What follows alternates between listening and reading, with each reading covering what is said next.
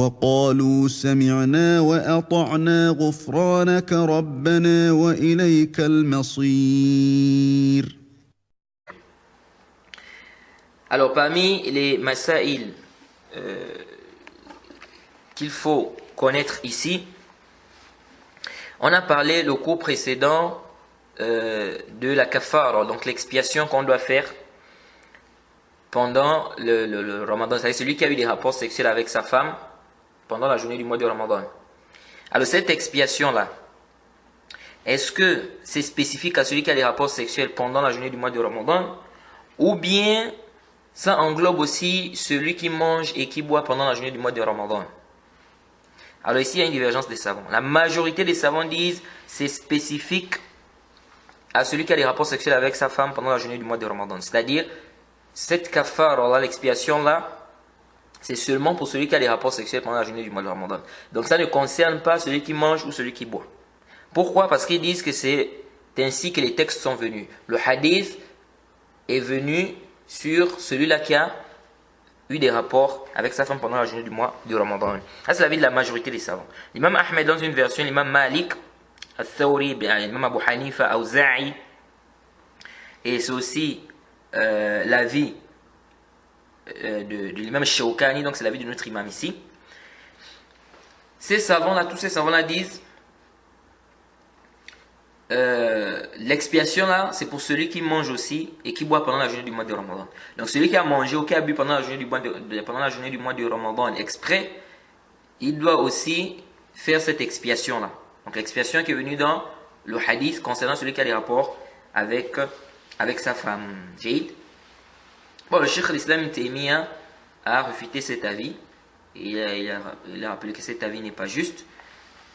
Parce qu'il dit d'abord à la base, c'est que la personne n'a pas d'expiation à faire. Celui qui vient dire que tel a une expiation, il doit apporter un dalil.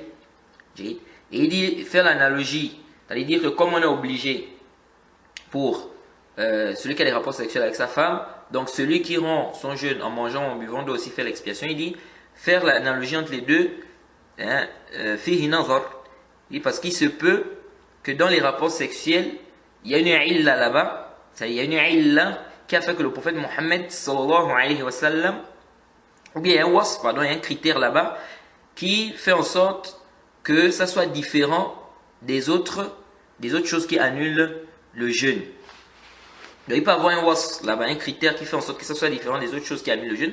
Donc c'est pourquoi là-bas le prophète Mohammed sallallahu alayhi wa sallam a obligé l'expiation.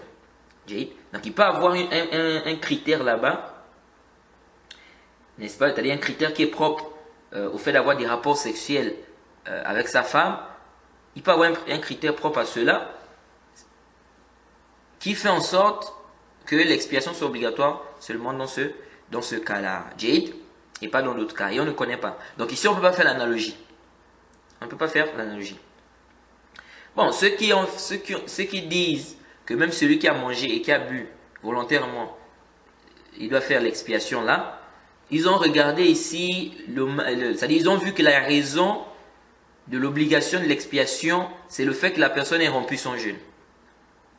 Comme l'imam Shawkani. L'imam Shawkani voit que la raison ici, c'est parce qu'il a rompu son jeûne. Donc, comme il a rompu son jeûne, le prophète lui a demandé de faire l'expiation. Donc, ça veut dire que tout celui qui rompt son jeûne volontairement pendant la journée du mois de Ramadan, il doit faire l'expiation. L'expiation là.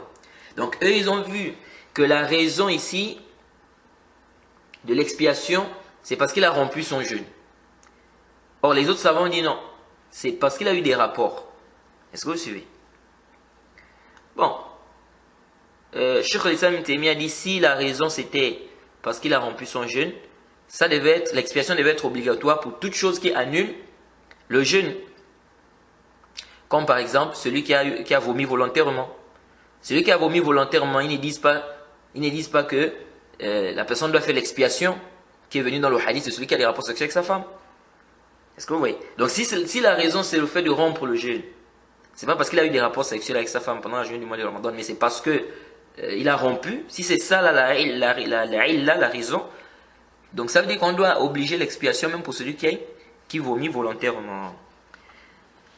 Alors l'avis que nous trouvons juste sur c'est l'avis de la majorité des savants. Surtout que ça a été rapporté de Omar dans le Musannaf d'Abd al-Razzaq, Musannaf d'Abd al-Razzaq et c'est venu dans le Sunan al-Bayhaqi aussi. Ça a été rapporté aussi d'Ali ibn Abi Talib dans le Musannaf Abd al-Razzaq, qu'ils ont, donc Ali et Omar, ont ordonné de fouetter quelqu'un qui avait qui avait consommé de l'alcool pendant la journée du mois de Ramadan. Et ils ne lui ont pas ordonné de faire l'expiation. Ils n'ont pas ordonné de faire l'expiation. Ces deux athars-là sont authentiques. C'est rapporté dans le Musannaf d'Abd al-Razzaq, c'est aussi venu dans le Sunan al-Bayhaqi. Ça, c'est l'avis que nous trouvons juste Allah Ta'ala A'lam, et c'est l'avis d'Ibn Hazm, c'est aussi l'avis du Cheikh Muqbil, rahimahullah. ربنا ولا تحملنا ما لا طاقة لنا به واعف عنا واغفر لنا وارحمنا